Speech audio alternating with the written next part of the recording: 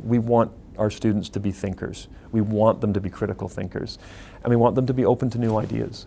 So that's a big part of it. And that's, as a result, ended with universities around the world really valuing the currency of an international baccalaureate diploma. I believe the projected revenues for 2030 were 112 billion in international education. It's a market that's growing. And the international market continues to grow as international travel continues to grow, but international people are being posted internationally and working outside of their home countries.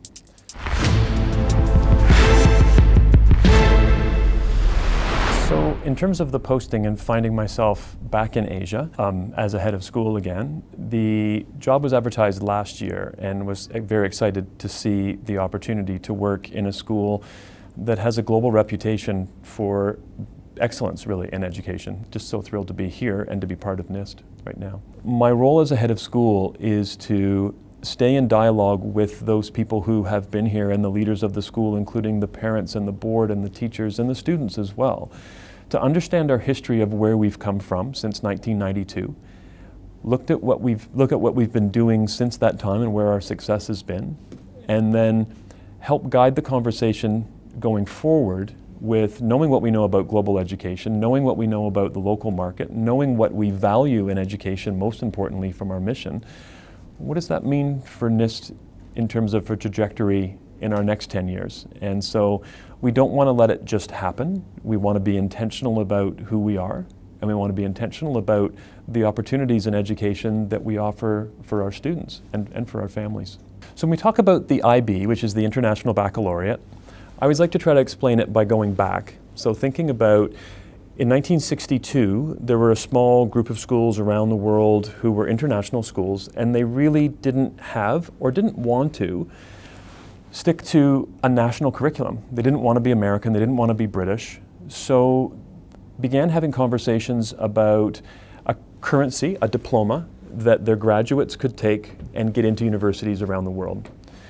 And at the time, it was only the diploma program, so it was the final 2 years. Later, I think it was the 1970s or 1990s, was the MYP, and then later was the primary years program. So being an IB World School would state that we have all three of the IB, the International Baccalaureate programs, from the primary years program to the middle years program and the diploma program. The International Baccalaureate at the time was also known to be very forward-thinking.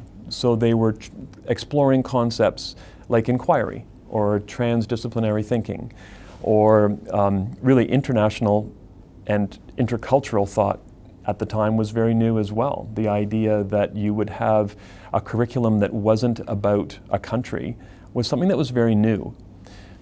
That's probably shifted considerably in the last 20 years, where most schools would be talking about inquiry. Most schools would be having an open classroom idea in terms of how we're teaching kids.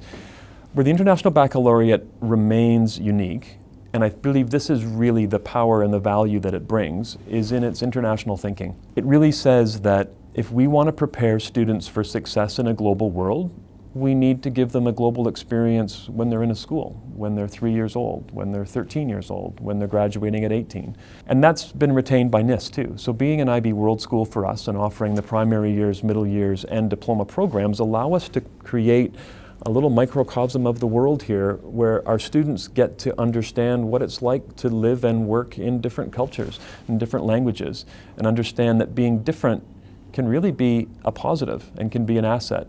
It can be a challenge, but it's one worth taking on. One of the things that we find with students that are coming into the International Baccalaureate program, one of the things that they study, that they struggle with if they haven't been part of that program before, is the openness and the questioning.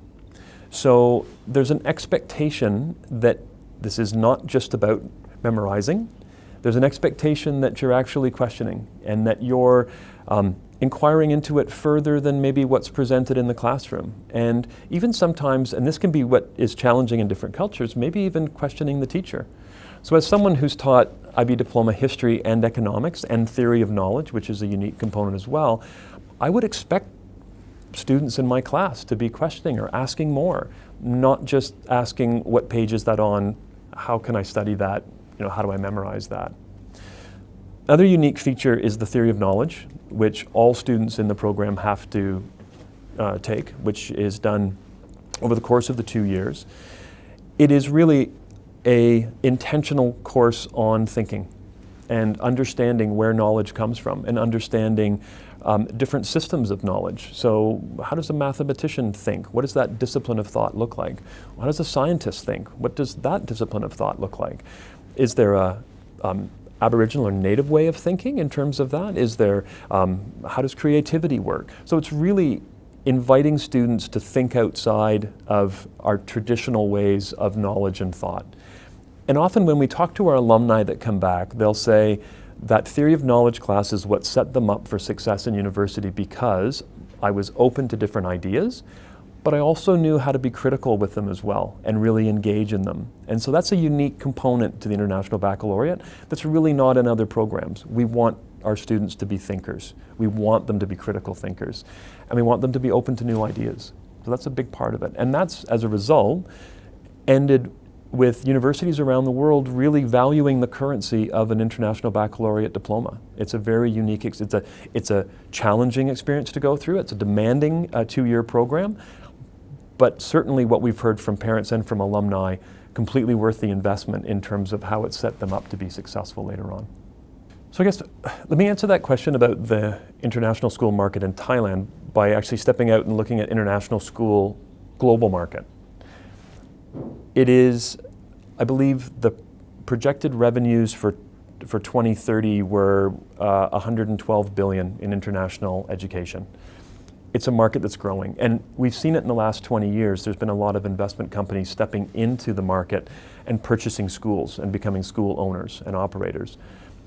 The international market continues to grow as international travel continues to grow, but international people are being posted internationally and working outside of their home countries. So that's the market is expanding. Thailand would mirror and parallel that. Obviously, COVID's providing some different challenges, but for the most part, we're still continuing to see growth in the market. I know that the local Bangkok market's been expanding at just under 5% annually. So genuine growth like that's there. And we're consistently seeing new schools coming into the market, especially here in Bangkok. So that's been absolutely growing. Other hotspots include Singapore, Hong Kong. I mean, where there are expats coming in to do work, international schools tend to follow. And especially following national systems or international view if that's what they're looking for as well. The fact that here in Bangkok there is, the United Nations has such a large contingent here, as well as embassies, a lot of people looking for that international education as well. So that's been a popular kind of area of the curriculum as well. It's a competitive market. And I think one of the mistakes that schools make is they try to be all things to all people. And as a result, they can end up doing a lot of things in a very mediocre way. I think one of the things that NIST does very well is we know who we are. So we're an international school providing a truly international education. So we don't identify with a nationality or with a specific culture. So you'd bring your children here if you wanted to have that global experience that would then allow them to have the same experience translated, scaled up, as they can go anywhere in the world and be successful and have the confidence that I've studied beside students from different nationalities. I'm comfortable with that, and I can take that comfort level into the world as well and be comfortable not only in university, if that's my next destination, but into the world of work too. It's interesting that people talk about new 21st century skills and qualities. I think a lot of those skills and qualities, when we really look at them, were the same skills and qualities that we were looking at 1,000, 2,000 years ago. One of the key ones is discipline. And I don't mean discipline in terms of kind of disciplining students. I mean discipline in terms of self-regulating. Do I have the ability to really pour my energy and stay focused on a project, for a time, even though it might not be comfortable, even though it might not be something that I'm totally passionate about and in the moment about? Can I just stick to it? And we know, for example, that students do better at math when they stick at problems, when they can kind of adhere to problems for longer. So that's something that we've looked at too, that educational research around how do we create disciplined thinkers who can stick to projects, can stick to things that they're passionate about and actually make a difference. There's also an expectation And I think it's an outdated expectation that as an 18-year-old, you know exactly the path you want to take in life. Some do, many don't. So one of the things I always say, one of the statements I always make to our kids is, if you don't know what to do, focus on not closing doors, right? So how can you leave as many doors open as possible? And actually, we're seeing a lot of success in the future is dependent on not only multiple doors but multiple pathways, right? So how do you keep your fingers into lots of different pies and keep doing many things at a depth that you need to be successful? And really, it's not just about following your passions. It can be that. It can also be following a dream, following a hunch, doing something that you feel is meaningful and maybe adding value too.